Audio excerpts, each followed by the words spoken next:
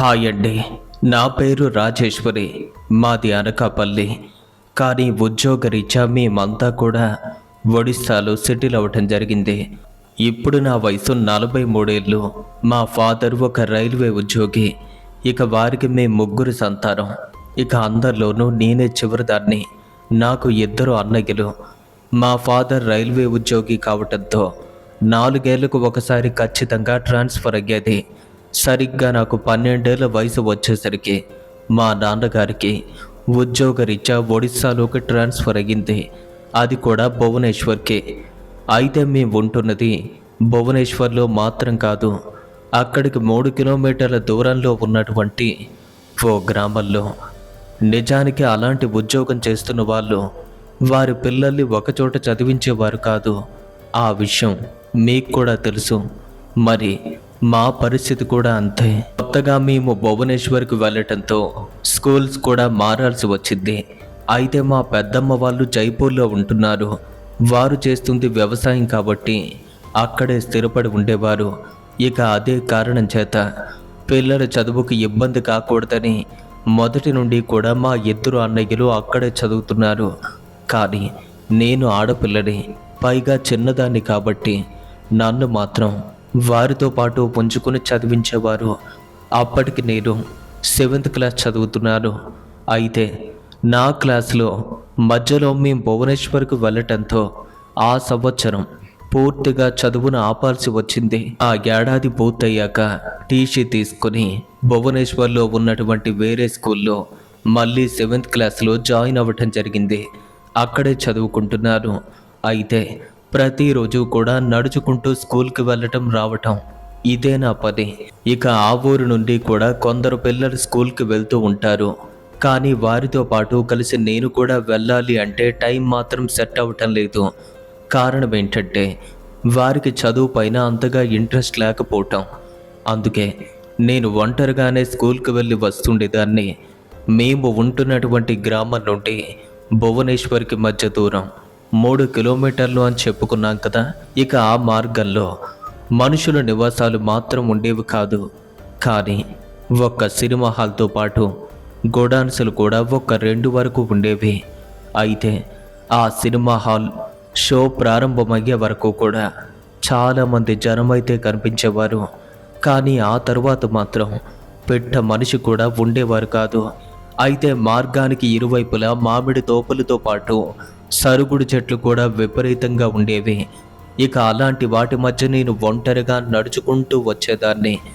ఇలా ఒక్క 4 రోజులు గడిచేసరికి ఆ రోజు నుండి సినిమా హాల్ దగ్గర పూర్తిగా జనం కనపడటమే మానేశారు. కారణమేంటో తెలియదు. పైగా ఆ విషయం గురించి ఆలోచించే వయసు కూడా కాదు. ఇక ఆ తర్వాత తెలిసిన విషయం ఏంటంటే ప్రేక్షకులెవరూ పెద్దగా హాల్కి రాకపోవడంతో ఆ సినిమా హాల్ మూతపడింది అనుకుంటున్నారు. అలా ఒక 4 రోజులు అక్కడ మనుషులే కనిపించలేదు. ఎంతలో ఒకరోజు నేను స్కూల్కి వెళ్ళి క్లాస్ మధ్యలో కడుపులో నొప్పి మొదలైంది. అది ఎక్కువ కావటంతో నేను నొప్పిని భరించలేక ఏడుస్తూ ఉంటే నా పక్కనే కూర్చున్న అమ్మాయి ఆ విషయాన్ని మా క్లాస్ టీచర్తో చెప్పింది. ఇక నా దగ్గరకు వచ్చి ఏం జరిగింది అని చూస్తే వారు మా మేడం కావటంతో తనకేదో చిన్న అనుమానం వచ్చి నన్ను స్కూల్ వెనక్కి తీసుకువెళ్ళి అక్కడ పరిశీలిస్తే నేను పుష్పవతిని అయ్యాను అని గ్రహించారు. ఇక వెంటనే మా అమ్మగారికైతే కబురు పంపించారు. ఇక మా అమ్మ కూడా అక్కడికి రావటం, నన్ను తీసుకురావటం కూడా జరిగింది. ఇక అమ్మ నన్ను తీసుకునే అదే మార్గంలో ఇంటికి వెళ్తుంది. ఇక అమ్మ నన్ను అక్కడి నుండి తీసుకొని అదే మార్గంలో ఇంటికి వెళ్తుంది. అప్పటికి సరిగ్గా మధ్యాహ్నం వేళ. ఆ టైంలో ఆ మార్గాన ఎవ్వరూ లేరు. అమ్మ నేను మాత్రమే నడుచుకుంటూ వెళ్తున్నాం. ఇక అంతవరకు అమ్మ నా చెయ్యి పట్టుకుని నడిపించింది. కానీ నేనే అమ్మ చెయ్యి నుండి నా చేతిని విడిపించుకొని తన వెంట నడిచి వెళ్తూ ఉంటే సరిగ్గా సినిమా హాల్కు దగ్గరగా చేరుకునేసరికి ఎవరో ఒక వ్యక్తి అక్కడి నుండి నన్ను పిలిచినట్టుగా వినపడింది. ఇక ఉలిక్కిపడి వెనక్కి తిరిగి చూశాను. ఇక అదే సినిమా హాల్ పక్కనే ఉండటంతో అటు తిరిగి చూస్తే అక్కడ ఎవ్వరూ కనిపించలేదు. కానీ ఆ విషయం గురించి ఆలోచించకుండా మళ్ళీ అమ్మతో పాటు నడుచుకుంటూ కొన్ని అడుగులు దూరం వేసేసరికి ఈసారి కూడా మరొక వ్యక్తి నన్ను పిలిచినట్టుగా వినపడింది. మళ్ళీ వెనక్కి తిరిగి చూశాను. ఈసారి అక్కడ కూడా ఎవ్వరూ కనిపించలేదు. ఇక ఆ విషయాన్ని అక్కడితోనే విడిచిపెట్టేశాను. ఇక హాల్ ఆవరణంతా దాటుకుని దూరంగా వెళ్ళిపోగాం. మేము ఇంటికి వెళ్ళేసరికి మా నాన్నగారు అప్పటికే మా కోసం ఎదురు చూస్తున్నారు. ఇంతలో ఆ వీధిలో వాళ్ళంతా కూడా మా ఇంటికొచ్చి నన్నైతే మూల కూర్చోబెట్టేందుకు ఏర్పాట్లు చేస్తుంటే భువనేశ్వర్లో ఉన్నటువంటి కొంతమంది చుట్టాలు కూడా ఇంటికొచ్చారు. సరిగ్గా సాయంత్రం 5 గంటల సమయానికి మంచి ముహూర్తం కావటంతో పేరెంటాళ్ళంతా కలిసి సాంప్రదాయబద్ధంగా నియమాల ప్రకారం నన్ను మూల కూర్చోబెట్టడం జరిగింది. ఇక అప్పటి నుండి మా చుట్టాలంతా రాకపోకలు జరుగుతున్నాయి. 5వ రోజు కార్యక్రమం కూడా ముగిసింది. 7వ రోజున ఓ కార్యక్రమాన్ని పూర్తి చేశారు. చివరగా 9వ రోజు ఫంక్షన్ని ఘనంగా చేసి ఆ రోజే నాకు మంగళ స్నానాన్ని కూడా చేయించడం జరిగింది. ఇక ఆ కార్యక్రమం అక్కడితో పూర్తయింది. మరుసటి రోజే నేను స్కూల్కి వెళ్తాను అంటే మా వాళ్ళు అప్పుడే వెళ్ళొద్దు అని చెప్పారు. ఇక అలాగే ఇంటి వద్ద 4 రోజులైతే ఉన్నాను. ఆ మరుసటి రోజు మా అమ్మ నుండి స్కూల్కి వెళ్ళమని చెప్పడంతో నేను యథావిధిగా స్కూల్కి వెళ్ళటం మొదలు పెట్టాను. ఇక 3 రోజులు గడిచేసరికి 4వ రోజు నేను స్కూల్లో ఉన్నటువంటి టైంలో మా క్లాస్ అమ్మాయి ఒక ఆమె ఏదో తెలియని కారణం చేత సరిగ్గా ఉదయం 11 గంటల సమయంలో స్కూల్లోనే మరణించడం జరిగింది. ఇక ఆ కారణంతో అప్పటికప్పుడు స్కూల్కి అయితే సెలవిచ్చారు. కాసేపు తన మృతదేహం వద్ద మేమంతా గడిపి ఆ తర్వాత ఎవరు ఇళ్లకు వారు వెళ్ళిపోవాలి అని టీచర్స్ అయితే చెప్పారు. అప్పటికి సమయం సరిగ్గా మధ్యాహ్నం 1 గంట దాటింది. ఒంటరిగా నేను నడిచి వస్తూ ఉంటే ఒకరిద్దరు మాత్రమే నాకు ఎదురుపడ్డారు. అలా నడిచి హాల్ దగ్గరకు చేరుకునేసరికి ఒక్క 4 వ్యక్తులు ఎవరో ఒక వ్యక్తిని సినిమా హాల్ వైపుగా ఎత్తుకుపోతున్నట్టు, ఆ వ్యక్తి విడిచిపెట్టమని బ్రతిమాలుతున్నట్టు అరుపులైతే వినిపించాయి. ఇక ఆ వైపుగా తిరిగి చూశాను. అలా చూస్తే 4 మగవాళ్ళు ఒక అబ్బాయిని ఎత్తుకుపోతున్నట్టుగా కనిపించారు. ఆ అబ్బాయి విడిచిపెట్టమని గట్టిగా అరుస్తూనే ఉన్నాడు. అది చూసి నేను అక్కడే ఆగి వారిని గమనిస్తూ ఉంటే ఆ అబ్బాయి ఏడుస్తున్నప్పటికీ కూడా ఆ వ్యక్తులైతే అస్సలు వదలటమే లేదు. ఇక వారు నన్ను గమనించి ఆ విషయాన్ని ఎవరితో అయినా చెప్తానేమో అన్న భయంతో సింపుల్గా తప్పించుకునేందుకు అందులో ఉన్నటువంటి ఒక వ్యక్తి నా వైపుగా వచ్చి, మేమంతా సరదాగా ఆడుకుంటున్నాం, నువ్వేమీ కంగారు పడొద్దు అని నవ్వుకుంటూ చెప్పాడు. ఇక అది విన్నటువంటి నేను నిజంగానే ఇక్కడ ఆడుకుంటున్నారేమోలే అలానే అనుకున్నాను. నేరుగా నా మార్గాన్ని నేను అక్కడి నుండి వెళ్ళిపోయాను. ఇక అలా వెళ్తూ ఉంటే ఆ అబ్బాయి మాత్రం నన్నే పిలుస్తున్నాడు. వీళ్ళు నన్ను చంపేయాలని చూస్తున్నారు, ఎవరైనా ఉంటే తీసుకొచ్చి నన్ను కాపాడమని చెప్పు అని చెప్తున్నాడు. కానీ ఆ 4 వ్యక్తులు మాత్రం నవ్వుతూ ఉండటంతో నిజంగానే వీళ్ళు ఆడుకుంటున్నట్టుగా ఉన్నారు. అలా నేను కూడా నవ్వుకుంటూ అక్కడి నుండి వేగంగా నడుచుకుంటూ ఇంటికైతే వచ్చేసాను. ఇక మళ్ళీ మరుసటి రోజు స్కూల్కి వెళ్ళే టైంలో ఆ హాల్ దగ్గరికి చేరుకునేసరికి నిన్నటి విషయం నాకు గుర్తొచ్చింది. ఇక నాలో నేను నవ్వుకుంటూ స్కూల్కి అయితే వెళ్ళిపోవటం జరిగింది. ఇక ప్రతిరోజు అక్కడికి చేరుకునేసరికి అదే దృశ్యం గుర్తొచ్చేది. నాలో నేను నవ్వుకునేదాన్ని. ఇలా సరిగ్గా 5 రోజులైతే అయింది. ఇక ఆ రోజు సాయంత్రం ఎప్పటిలాగే స్కూల్ విడిచిపెట్టే టైంకి మా టీచర్ మా క్లాస్ రూమ్లోకి వచ్చి, ప్రతి సంవత్సరం మన స్కూల్లో ఎన్నో రకాల పూజలు చేస్తాం కదా, అది మన సాంప్రదాయం. మరి రేపు కూడా మన స్కూల్లో పూజ జరుగుతుంది కాబట్టి క్లాస్ అంటూ ఏమీ ఉండదు, కానీ ఆ పూజకు మీరంతా రండి. ఇక అదే కారణంతో మరుసటి రోజు బుక్స్ అంటూ ఏమీ తీసుకువెళ్ళకుండా కేవలం పూజకు అవసరమైన వస్తువులు మాత్రమే తీసుకువెళ్ళారు. ఇక అప్పటికే స్టూడెంట్స్ అంతా కూడా స్కూల్కి చేరుకున్నారు. సరిగ్గా ఉదయం 8:20 పూజ ప్రారంభమైంది. ఆ తర్వాత అందరికీ ప్రసాదాలు పంచి మధ్యాహ్నం ఉండాల్సిన అవసరం లేదు, ఇంటికి వెళ్ళిపోండి అని చెప్పడంతో ఎవరి ఇళ్లకు వారైతే అక్కడి నుండి బయలుదేరాం.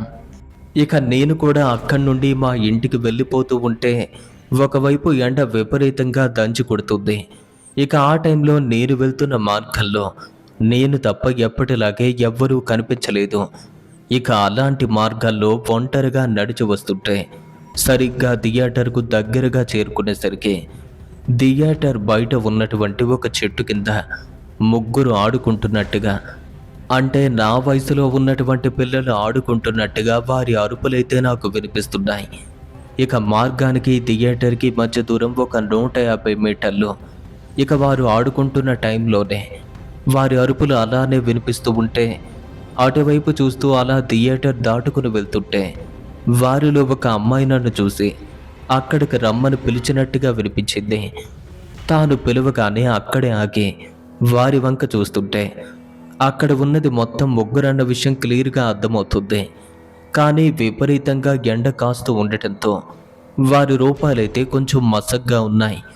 ముందుకు వెళ్దాము అనుకున్నారు. కానీ ఈ టైంలో అక్కడికి వెళ్ళి మళ్ళీ ఎక్కడికి తిరిగి రావటం ఎందుకు? లేట్ అయితే ఆకలి వేస్తుంది.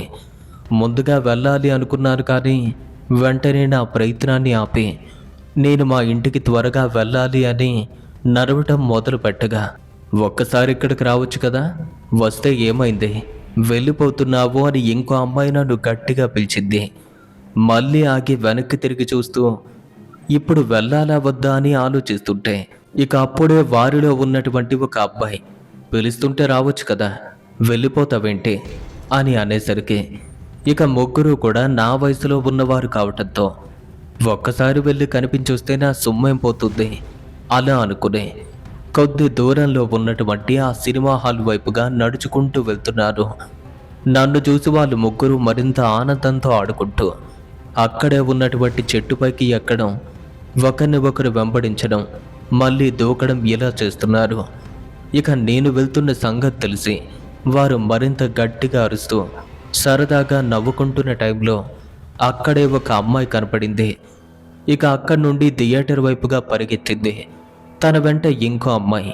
వారిద్దరూ అలా వెళ్తుంటే మీరు ఎంత దూరం వెళ్ళినా సరే విడిచిపెట్టను అలా ఒక అబ్బాయి వారిని వెంబడిస్తూ థియేటర్లోకి వెళ్ళాడు. ఇలా ముగ్గురు థియేటర్కి చేరుకున్నారు. వారిని చూస్తూ నాలో నేనైతే నవ్వుకుంటున్నాను. ఎలాగో థియేటర్ అయితే క్లోజ్ చేసి ఉంది కదా, ఈ ప్రదేశం ఆడుకోవటానికి కూడా చాలా బాగుంది, పైగా ఎవరి వల్ల ఇబ్బంది కూడా ఉండదు, అందుకేనేమో వీళ్ళంతా ఇక్కడ సరదాగా ఆడుకుంటున్నారు. ఇక ఇంకాస్త వేగంగా నడుచుకుంటూ థియేటర్కి దగ్గరగా చేరుకున్నారు. అది చాలా పాత థియేటర్, కానీ చాలా మంచిది, మోడల్గా కట్టినట్టుగా ఉంది. హాల్ చుట్టూ విపరీతమైన చెట్లు, అవి బాగా పెరిగి థియేటర్ ఆవరణ అంతా మునిగిపోయినట్టుగా అనిపిస్తుంది. ఇక అలాంటి ప్రదేశంలోకి నేను వెళ్ళేసరికి చల్లని గాలి నన్ను లాక్కుపోతున్నట్టయింది. అబ్బా ఎంత హాయిగా ఉంది అంటూ హాల్ మధ్యకు చేరుకుని అక్కడే ఉండి ఆ ప్రాంతం అంతా చూస్తుంటే ఇక అప్పుడే నాలో ఏదో తెలియనటువంటి ఒక ఆనందం నెలకొద్ది. ప్రకృతిని చూస్తుంటే చాలా హాయిగా అనిపిస్తుంది. ఎంత బాగుంది, నిజంగా ఇలాంటి ప్రదేశం మాకు దగ్గరలో ఉంటే ఎంత బాగుండేదో అని చూస్తున్నారు. ఇక ఆ ముగ్గురు థియేటర్లో పరుగులు పెడుతూ సరదాగా నవ్వుకుంటూ ఒకరితో ఒకరు పోటీ పడుతున్న అరుపులైతే వినిపిస్తున్నాయి. ఇక నేను కూడా థియేటర్ వైపు చూడగా డోర్స్ అన్నీ కూడా క్లోజ్ చేసినట్టుగా కనిపిస్తున్నాయి. ఇదంతా కూడా క్లోజ్గా ఉంటే మరి వీళ్ళు లోపలికి ఎలా వెళ్ళారు అంటూ నెమ్మదిగా నడుచుకుంటూ దగ్గరికి వెళ్ళి చూస్తే లోపలికి వెళ్ళటానికి మార్గం ఎక్కడా కూడా కనిపించలేదు.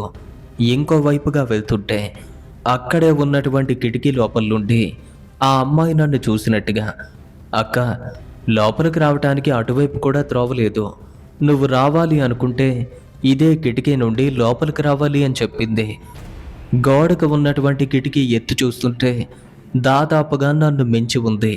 మరి ఆ కిటికీ నుండి నేను లోపలికి ఎలా వస్తాను అనగా, అదేనా నీ అనుమానం, పక్కనే ఒక నిచ్చెనుంది కదా, దాన్ని తీసుకో, దాన్ని కిటికీ దగ్గరకు చేర్చి దానిపై నుండి లోపలికి రావచ్చు అంతే. ఇక ఆ నిచ్చెన ఎలాంటిది అంటే వాల్ పోస్టర్లు అంటించడానికి ఉపయోగపడేది, అలాంటిది. అంటే మైదా పిండితో తయారు చేసినటువంటి పేస్ట్ మరకలతో నిండి ఉంది కాబట్టి అర్థమైంది. నిజమే, మూవీ మారేసరికి అక్కడక్కడ పోస్టర్లు కూడా అతికిస్తారు కదా, అలా అంటించే క్రమంలో దీన్ని ఉపయోగించేవారు. ఇక పక్కనే ఉన్నటువంటి ఆ నిచ్చెనను తీసుకొచ్చి కిటికీ దగ్గరగా వేసుకుని మెల్లగా ఒక్కో గడను దాటుకుంటూ కిటికీ వద్దకు చేరుకుని అలా లోపలికి తొంగి చూశాను. లోపల ప్రాంగణం అంతా కూడా చీకటిగా ఉంది. కానీ ఆ చీకట్లో వారు హాయిగా ఆడుకుంటున్నారు. ఎంత చీకటిగా ఉండటానికి కారణం ఏంటంటే డోర్ క్లోజ్ చేయటం. అది కూడా నాకు తెలిసిద్దే. మరి ఇలా చీకటిగా ఉంటే వీరు ఆడుకోవటం ఏంటి? ఇదంతా బాగానే ఉంది, బయట ఆడుకోవచ్చు కదా అని చూస్తుంటే ఇంతలో ఒక అమ్మాయి లోపలుండే, అక్క ఇంకా అక్కడే ఉన్నావేంటి, కిటికీ లోపల నుండి లోపలికి రా అని చెప్తుంది. అలా పిలవటంతోనే నిచ్చెనపై ఉన్నటువంటి నేను డోర్లు తెరుచుకుని ఉన్నటువంటి కిటికీ పైకైతే చేరుకున్నాను. మొత్తం చీకటి. కానీ వారంతా కూడా సరదాగా ఆడుకునేసరికి ఆ అమ్మాయి చెప్పినట్టుగా లోపలికి దిగే ప్రయత్నం చేస్తుంటే నేను లోపలికి దూకడానికి వీలు కాలేదు. మళ్ళీ తను నా దగ్గరకు వచ్చింది. అక్కడి నుండి లోపలికి దూకేమని చెప్తుంది. తాను చెప్పిన ప్రకారమే వెంటనే కిటికీపై నుండి లోపలికి గెంతేశాను. ఇక అప్పుడు నాకు థియేటర్లోని స్క్రీన్తో పాటు సీటింగ్ అంతా కళ్ళకు కట్టినట్టు కనిపిస్తుంది. మరి నన్ను లోపలికి దూకమని చెప్పినటువంటి అమ్మాయి కోసం నేను అక్కడ వెతుకుతూ ఉంటే ఎంతసేపటికి తాను కనిపించలేదు. నేను ఆ అమ్మాయిని పిలిచాను. అలా పిలిస్తే తాను వేరే చోట నుండి పలుకుతుంది. ఇప్పుడే కదా అమ్మాయి నా దగ్గరకు వచ్చింది, మరి ఇంతలోనే అంత దూరం ఎలా వెళ్ళిందని ఆ సీట్ల మధ్య నుండి మెల్లగా నడుచుకుంటూ తాను ఏ చోటు నుండి అయితే పలుకుతుందో అదే ప్రదేశం నుండి అమ్మాయిని పిలుస్తూ ఉంటే ఆ క్షణం తాను కనపడటం లేదు. కానీ ఎక్కడో దూరంగా పైన ఉన్నటువంటి ఒక రాడ్ని పట్టుకుని తలక్రిందులుగా వేలాడుతున్నట్టు కనిపించింది. వెంటనే తల పైకెత్తి రాడ్డుకు వేలాడుతున్నటువంటి తన వైపు చూశాను. అచ్చంగా నా వయసులో ఉన్న అమ్మాయి తను. తలపై జుట్టంతా విరపోసుకుని ఆ రాడ్డుకి కాళ్ళతో పట్టుకుని వేలాడుతూ ఉంటే అది చూడగానే నా వెన్నులో వణుకు పుట్టింది. అదేంటి, కాళ్ళతో రాడ్డు పట్టుకుని అలా వేలాడుతున్నావు? ఒకవేళ పడితే చనిపోతావు కదా అని చెప్పాను. అలా చెప్పడంతో అవును కదా, ఆట సందడిలో పడి ఆ విషయాన్ని కూడా మర్చిపోయాను అని మెల్లగా పైనుండి క్రిందకు దూకి నా దగ్గరకు చేరుకుంది. చూస్తే నాకంటే అందంగా కనిపిస్తుంది. కానీ తలపై జుట్టంతా విపరీతంగా విరబూసి జడలు కట్టిన జుట్టుతో మొత్తం బట్టలు కూడా చిరిగిపోయిన వేసినట్టుగా ఉంది. కాళ్ళకు చెప్పులు లేవు. శరీరం పైన చిన్న చిన్న గాయాలు, అక్కడక్కడ రక్తపు మరకలు అంటుకున్నట్టు కనిపించింది. ఏంటిది, ఇలా ఎందుకు ఉన్నావో అని అడిగాను. అందుకు ఆ అమ్మాయి చాలా రోజుల నుండి స్నానం కూడా చెయ్యలేదు, బట్టలు కూడా చాలా పాతబడిపోయాయి, అందుకే ఇలా ఉన్నాను. సరే, వయసులో ఉన్నటువంటి మల్లాంటి ఆడపిల్లలు ఇలా ఉండకూడదు కదా, శుభ్రంగా ఉండాలి అని చెప్తూ సరే నీ సంగతి తరువాత, మరి వాళ్ళు ఎక్కడున్నారు అని అడిగారు. వారిద్దరూ నిన్ను చూసి దాక్కున్నట్టుగా ఉన్నారు అని చెప్పింది. నన్ను చూసి దాక్కోవటమేంటి, నా దగ్గర సిగ్గుపడాల్సిన పనే ఉంది. అదేమీ కాదు, వారు చూడటానికి నాకంటే దారుణంగా ఉంటారు అని చెప్పేసరికి ఇంతకీ మీరెవరు, ఇక్కడ ఎందుకు ఉంటున్నారు అని అనగా ఎవరు అంటే ఏమని చెప్పగలము, ముందు ముందు నీకే తెలుస్తుంది. సరే, ఇంతకీ నువ్వు ఈ ఊరికి కొత్తగా వచ్చావా అని అడిగింది. అవును, నీకెలా తెలుసు అని అడిగాను. నాకు తెలుసులే, నువ్వు ప్రతిరోజు కూడా ఇదే దారిలో వెళ్తూ ఉంటావు కదా, ప్రతిరోజు వచ్చిపోయే టైంలో మీ ముగ్గురం కూడా నిన్ను గమనిస్తాం. ఒక్కోసారి నిన్ను కలవాలి అనుకుంటాం, కానీ ఇంతలోనే ఆట సందడిలో పడిపోతాం. సరే, ఈ రోజుకి నువ్వే మా దగ్గరకు వచ్చావని తాను నాతో మాట్లాడుతుంది. మరి వాళ్ళెక్కడున్నారో చెప్పు అని అడగ్గా వాళ్ళని చూడాలనుందా, సరే అక్కడికి వెళ్దాం పదా అని చెప్పింది. ఇక తన వెంట నేను కూడా వెళ్తున్నాను. ఇద్దరం కలిసి వెళ్తూ ఉంటే సరిగ్గా స్క్రీన్కి ముందుగా చేరుకునేసరికి ఈశాన్య మూలలో ఒక సమాధి నిర్మింపబడి ఉన్నట్టుగా కనపడింది నాకు. అదేంటో తెలిసే వయసు కూడా కాకపోవటంతో దానిపైన ఎండిన సామాన్లతో పాటు పువ్వులు అన్నీ కనిపిస్తున్నాయి. ఇదేంటి, ఇందులో ఏముంది అని అడగ్గా వారిద్దరూ ఇక్కడే ఉంటారు, నువ్వు చూడాలి అంటే దీన్ని మనం బయటికి తీయాలి అందే. అసలు ఇదేంటో నాకు తెలియదు, చూస్తుంటే మట్టితో కప్పినట్టుగా ఉంది, ఇందులో ఎందుకు దాక్కున్నారు, అందుకే కదా నిన్ను ఇక్కడి వరకు తీసుకొచ్చింది. నీ చేతులతో నువ్వే ఈ మట్టిని తొలగించాలి, అప్పుడే వాళ్ళు బయటపడతారు అని చెప్పగా నువ్వేం మాట్లాడుతున్నావో నాకు తెలియటం లేదు. ఇంతవరకు వాళ్ళు నీతో పాటు కలిసి ఆడుకున్నారు కదా, కానీ ఇప్పుడు అందులో దాక్కున్నారు అంటున్నావు. నువ్వు చెప్పిన మాటలు నాకేమీ తెలియటం లేదు. వాళ్ళు ఉన్నది ఇక్కడే అని చెప్తుంటే నమ్మటం లేదు. సరే ఓ పని చెయ్యి, నువ్వు కావాలంటే ఆ మట్టిని తీసి చూడు, వారిద్దరూ కూడా ఇక్కడే దాక్కున్నారు అందే. సరే, నువ్వు చెప్పింది నిజమో అబద్ధమో నేనే తేల్చుకుంటాను. ఇక నేను వెంటనే ఆ మట్టిని నా చేతులతోనే తీయటం మొదలుపెట్టాను. ఇక నేను మట్టిని నా చేత్తో తీస్తూ ఉంటే నాకెందుకో ఓ రకంగా అనిపిస్తుంది. అది ఒక సమాధి, కానీ ఆ విషయం నాకు తెలీదు. ఏదో ఆ పిల్ల చెప్పింది కాబట్టి దాన్ని వెంటనే చేతులతో తవ్వటం మొదలుపెట్టాను. అయితే ఆ మట్టిని ఎంతసేపు తీస్తున్నా సరే అది పూర్తిగా తరగటం లేదు. ఆ అమ్మాయి నా కళ్ళ ఎదురుగానే కూర్చొని మట్టిని ఎలా తీయో అలా తీయో అని చెప్తుంటే నేను దానికంటే చకచక 2 చేతులు తీసుకుని దూరంగా మట్టినైతే విసిరేస్తున్నాను. కాసేపటికి అడుగు లోతు వరకు మట్టయితే తీశాను. ఇంకా బాగా తీయాలి, కానీ అప్పటికే నా చేతులైతే నొప్పులు పుడుతున్నాయి. అది గమనించి కాసేపు ఇక్కడే విశ్రాంతి తీసుకో, తరువాత మళ్ళీ తీయొచ్చు అని చెప్పింది. నేను అలాగే కొద్దిసేపటి వరకు విశ్రాంతి తీసుకుని దాన్ని మళ్ళీ తొలగించడం మొదలుపెట్టాను.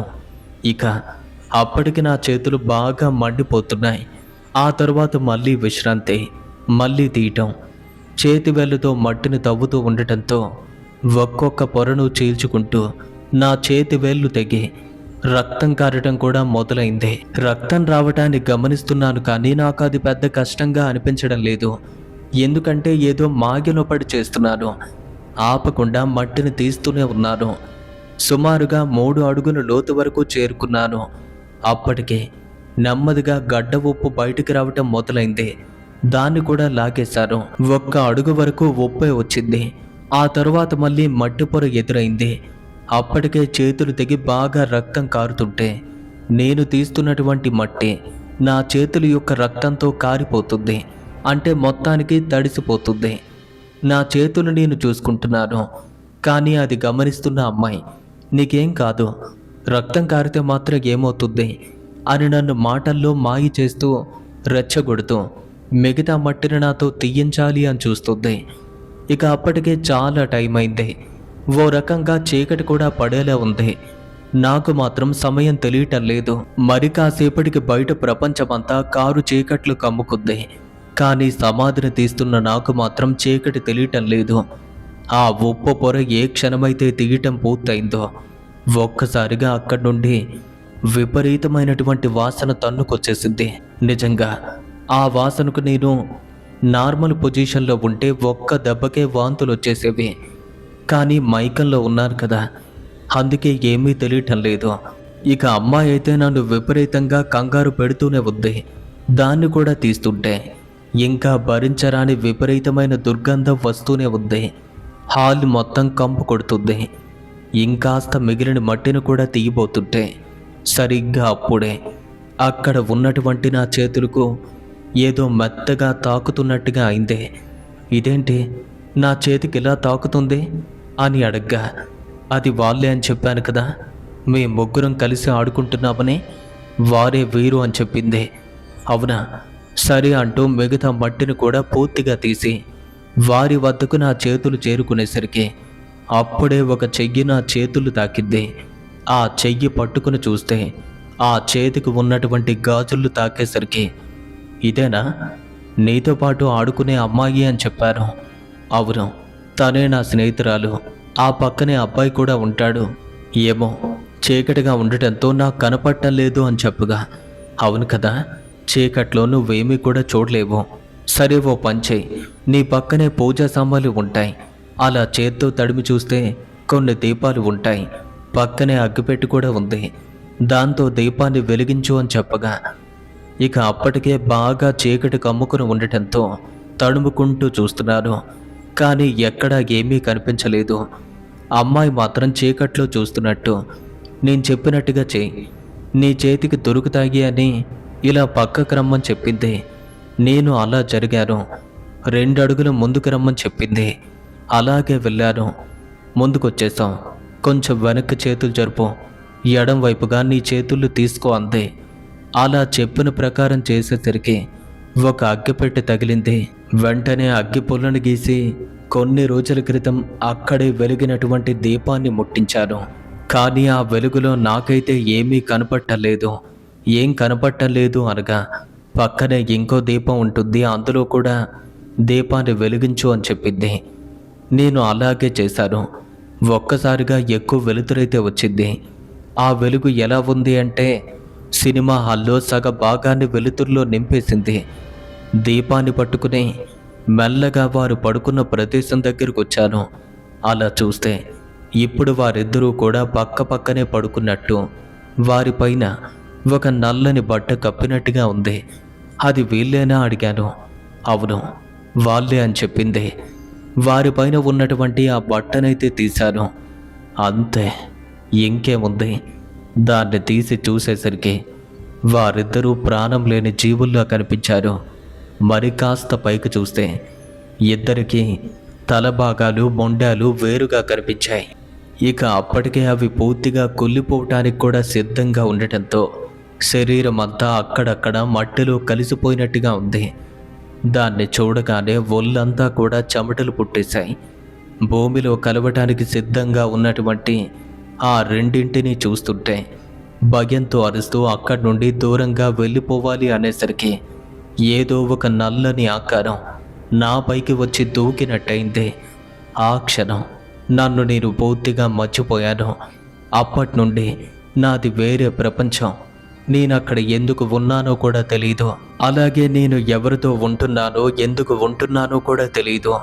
వాసన కూడా లెక్క చేయటం లేదు. ఆకలి లేదు, నిద్ర లేదు, ఏమీ లేదు. ఆ రాత్రి అయింది. రెండవ రోజు పగలంతా గడిచింది. ఇక రెండవ రోజు రాత్రి కూడా గడిచిపోతుంది. ఇక అప్పటికే 2 రోజుల నుండి నా ఆచూకీ లభించకపోవడంతో నా కోసం భయపడుతూ మా అమ్మా నాన్నలు కూడా ఎంతగానో వెతకడం మొదలుపెట్టారు. నా స్నేహితులకి, బంధువులకి అందరికీ విషయాన్ని చెప్పి వారు కూడా నా కోసం గాలించడం మొదలుపెట్టారు. ఇక ఈ విషయం జైపూర్లో ఉన్నటువంటి మా పెద్దమ్మ వాళ్ళకు కూడా తెలిసింది. వారు కూడా నా కోసం తిరిగి రాని చోట్లంటూ లేవు. మొత్తం ఎక్కడ పడితే అక్కడే వెతుకుతున్నారు. ఇలా నిద్రాహారాలు మానుకునే వారు నా కోసం వెతుకుతూ ఉంటే 6 రోజుల వరకు నేను కనిపించలేదు. పోలీస్ స్టేషన్లో కూడా కంప్లైంట్ ఇచ్చారు. చివరికి ఎక్కడా నేనైతే కనిపించలేదు. నేను చనిపోయాను, ఇక లేను అన్నటువంటి ఆలోచనకు వచ్చి వారంతా కూడా బాధలో ఉన్న క్షణంలో అదే సినిమా హాల్ వైపు ఓ గొర్రెల కాపరి తన గొర్రెళ్ళు తోలుకుని అటువైపుగా రావటం జరిగింది. అలా ఆ ప్రదేశానికి తాను చేరుకునేసరికి భరించరాని వాసన అక్కడ నుండి దూరంగా వెళ్ళమన్నట్టు హెచ్చరించింది. తానైతే దాన్ని భరించలేకపోయాడు. ఇంత వాసన లోపల నుండి రావటమేంటి, అసలు అక్కడ ఏముందా అని ఆలోచిస్తున్నాడు. ఈలోగా ఇంకో వ్యక్తి కూడా అటువైపుగా గొర్రెలు తోరుకొచ్చాడు. ఆ విషయం తనతో చెప్పగా ఎలుకేదైనా చచ్చిందేమో అని చెప్పాడు. కేవలం ఎలుక మాత్రానికి ఇంత వాసన వస్తుందా, హాల్లో ఇంకేదో చనిపోయినట్టుగా ఉంది అని చెప్పగా ఇక ఆ వ్యక్తి కూడా హాల్ దగ్గరికి చేరుకుని ఎంతటి వాసన ఎలుక వల్లైతే కాదు, ఇంకేదో జరిగింది అన్న అనుమానమైతే వచ్చింది. ఇద్దరూ కలిసి లోపలికి వెళ్లేందుకు ప్రయత్నిస్తుంటే హాల్ యొక్క డోర్స్ అన్నీ క్లోజ్ చేసి ఉన్నాయి. ఇక లోపలికి వెళ్లేందుకు మార్గం కోసం వెతుకుతూ ఉంటే కిటికీ దగ్గరే నిచ్చెన కనపడింది. ఇక్కడ నిచ్చెనుంది కదా, ఒక్కసారి ఎక్కి చూద్దామని వారిలో ఒక వ్యక్తి నిచ్చెనపై నుండి కిటికీ దగ్గరికి చేరుకుని లోపలికి తొంగి చూశాడు. అలా చూస్తే తన కంటికి ఎవ్వరూ కనిపించలేదు, కానీ ఎవరో ఒక మూల మూలుగుతున్నట్టుగా వినపడింది. అది విని ఇక్కడెవరో ఉన్నట్టుగా ఉన్నారు అని చెప్పాడు. ఇక వేరే వ్యక్తి కూడా పైకొచ్చి నా మూలుగు వినటంతో ఇద్దరు ముందైతే భయపడ్డారు. కానీ ఉన్నది ఇద్దరు మగవాళ్ళం కదా, భయమెందుకు అని ఇద్దరూ కలిసి ఆ నిచ్చెనపై నుండి ఒకరి తరువాత ఒకరైతే లోపలికొచ్చారు. అలా రావటంతో ఆ వాసన భరించలేకపోయారు. ఇక వారి ఒంట్లో విపరీతమైనటువంటి పెనుపు వచ్చేసి దాన్ని భరించలేక ఏం చెయ్యాలో తెలియక పిచ్చెక్కిపోతుంటే అప్పుడే వరుసగా ఉన్నటువంటి డోర్స్ అన్నీ ఓపెన్ చేసుకుంటూ వెళ్ళిపోయారు. అలా డోర్స్ అన్నీ ఓపెన్ చేయటంతో కొంచెం వాసన అయితే తగ్గింది. ఇక అటువైపున ఉన్నటువంటి వాళ్ళిద్దరూ సమాధికి దగ్గరగా వచ్చారు. ఇక అక్కడ దృశ్యాన్ని చూడగానే వాళ్ళు హడలిపోయారు. ఎందుకంటే నేను సమాధికి దగ్గరలోనే గోడకు ఆనుకుని ఒక పిచ్చిదానిలా కూర్చున్నాను. ముందుగా నన్ను చూసి ఏదో అనుకున్నారు, కానీ ధైర్యం చేసి దగ్గరకొచ్చి చూస్తే సమాధిలో కుళ్ళిపోతున్న 2 దేహాలు కనిపించాయి. వారిద్దరూ ఒకరిని ఒకరు పట్టుకుని అక్కడే ఉన్న నన్ను చూసి, ఎవరు నువ్వు, ఎక్కడున్నావంటే, ఈ సమాధిలో ఎవరున్నారు అని అడుగుతుంటే, అన్ని రోజులుగా అంతటి భయంకరమైన వాసనలో ఉన్న నేను ఇన్ఫెక్షన్కి గురయ్యాను. కనీసం తగిన తిండి అలాగే నిద్ర లేకపోవడంతో ఒక జీవోత్సవంలా మారిపోయాను. నన్ను చూసి నా పరిస్థితిని గ్రహించి అక్కడ ఒక్కరే ఉండటానికి ధైర్యం చాలక ఇద్దరూ కలిసి మార్గం వైపుగా వచ్చారు. అప్పటికే ఆ మార్గంలో ఒక్కొక్కరు తిరుగుతుంటే ఇలా జరిగింది అని చెప్పారు. అలా మరికొందరు గుమ్ముగూడాక వారంతా థియేటర్లోకి వచ్చి అక్కడే ఉన్నటువంటి నన్ను తీసుకుని థియేటర్ బయటకు వచ్చారు. అప్పటికే కొంతమంది పోలీసులు కూడా ఇన్ఫర్మేషన్ ఇవ్వగా వెంటనే పోలీసు వాళ్ళు స్పందించి అక్కడికి వచ్చారు. నాకు ఇన్ఫెక్షన్ వచ్చినట్టుగా తెలుసుకుని వెంటనే హాస్పిటల్కు తీసుకువెళ్లారు. వెంటనే కేసు దర్యాప్తు చేయటం మొదలుపెట్టగా అదంతా కూడా చేసింది థియేటర్ యజమాని అని తేలింది. ఇంకో గంట సమయంలో పోలీసు వాళ్ళు మా అమ్మా నాన్నలకైతే కబురు చెప్పారు. హాస్పిటల్కి చేరుకొని చూస్తే నేను బెడ్ పైన కనిపించారు. డాక్టర్ని కలవగా ప్రాణాపాయం అంటూ ఏమీ లేదండి, 2 రోజుల్లో డిశ్చార్జ్ ఇస్తామని చెప్పారు. అలాగే 2 రోజుల్లో నార్మల్ అయ్యారు. డిశ్చార్జ్ అంతా కూడా తీసుకుని ఇంటికైతే పంపారు. ఆ తర్వాత మాకు తెలిసిన విషయం ఏంటంటే, ఆ థియేటర్ చాలా కాలం క్రితం నాటిది. నిరంతరం ఖాళీ లేకుండా ఎప్పుడూ ఎంతో రద్దీగా ఉండేది. కొన్నాళ్ళకు ప్రేక్షకులు తగ్గడంతో థియేటర్ మళ్ళీ నార్మల్ అవ్వాలి అంటే కొన్ని పూజలు చేయటం జరిగింది. కానీ వాటి వల్ల సరిగ్గా ఫలితమైతే లేదు. ఇక దానికి కారణమేంటో కూడా తెలియక వేరే వ్యక్తిని కలిస్తే ఈ ప్రాంతం మొత్తాన్ని ఒక దుష్టశక్తి పట్టుకుంది. అది ఒక బలిని కోరుకుంటుంది అని చెప్పారు. ఇక నాకు కనిపించినటువంటి అమ్మాయిని ముందుగా ఇచ్చారు. ఆ తర్వాత కొన్ని రోజులకు మళ్ళీ థియేటర్కి అయితే అదే వైభవం వచ్చింది. కేవలం 1 ఏడాది వరకు బాగుంది. ఆ తర్వాత మళ్ళీ జనాదరణ కోల్పోయింది. ఈసారి తన మాటలు విని ఇద్దరినైతే ఇవ్వటం జరిగింది. ఇక వారి మాటలు నమ్మినటువంటి ఓనర్ తెలివిగా ప్రవర్తించి ముందుగానే థియేటర్ని మూసి 2 వ్యక్తులైతే ఇచ్చాడు. ఇక ఆ రోజు నా కంటికి కనబడ్డటువంటి ఆ వ్యక్తి కూడా తనే. కానీ వారు చెప్పిన మాటలు విని ఆ నిజాన్ని తెలుసుకోలేకపోయాను. వారు అబ్బాయితో పాటు ఇంకో అమ్మాయిని కూడా అలానే చేశారు. ఆ తరువాత వారు ముగ్గురు ఆత్మలుగా మారి అక్కడే తిరుగుతున్నారు. ఇక వారిని చూసి నేను నిజంగానే మనుషులు అనుకుని అక్కడికి వెళ్ళిపోయాను. కానీ నేను అలా వెళ్ళటంతోనే థియేటర్ యజమానితో పాటు తనకు అలాంటి సలహా ఇచ్చిన వ్యక్తికి కూడా పాపం పండినట్టయింది. ఆ తరువాత థియేటర్ని పూర్తిగా సీజ్ చేయటం మాత్రమే కాదు, థియేటర్ యజమానితో పాటు సలహా ఇచ్చినటువంటి వ్యక్తిని చట్టం దృష్టిలో పెట్టి నేరస్తుడిగా పరిగణించారు. మూఢ నమ్మకాలకు పోగి 3 ప్రాణాలు బలి తీసుకున్నందుకు అనేక సెక్షన్లలో వారందరికీ కూడా యావజ్జీవ కారాగార శిక్ష విధించారు. అయితే ఇప్పటికీ అటువంటి పనులు చేయటం అనేది ఎంతవరకు కరెక్టో మీరే చెప్పండి. నిజానికి నమ్మకం అనేది ఒక హద్దు వరకు మాత్రమే ఉండాలి. అందుకే ఇటువంటి అంధవిశ్వాసాలకు దూరంగా ఉందాం. ఆ తర్వాత 3 ఏళ్లకు మళ్ళీ ఆ ఊరు నుండి వేరే ఊరికైతే మా నాన్నగారికి ట్రాన్స్ఫర్ అయింది. మేము మళ్ళీ అక్కడికి వెళ్ళిపోయాం. కానీ అప్పట్లో నా జీవితంలో జరిగినటువంటి ఈ సంఘటన తలుచుకుంటే ఇప్పటికీ కూడా నా వెన్నులో వణుకు పుడుతుంది. ఇది నా జీవితంలో జరిగిన సంఘటన అంటూ రాజేశ్వరి గారు మనతో పాటు షేర్ చేసుకోవటం జరిగింది. రాజేశ్వరి గారి దృష్టిలో వారు ఆ రోజు పడ్డారు, వారికి శిక్ష పడింది, అంతా బాగానే ఉంది.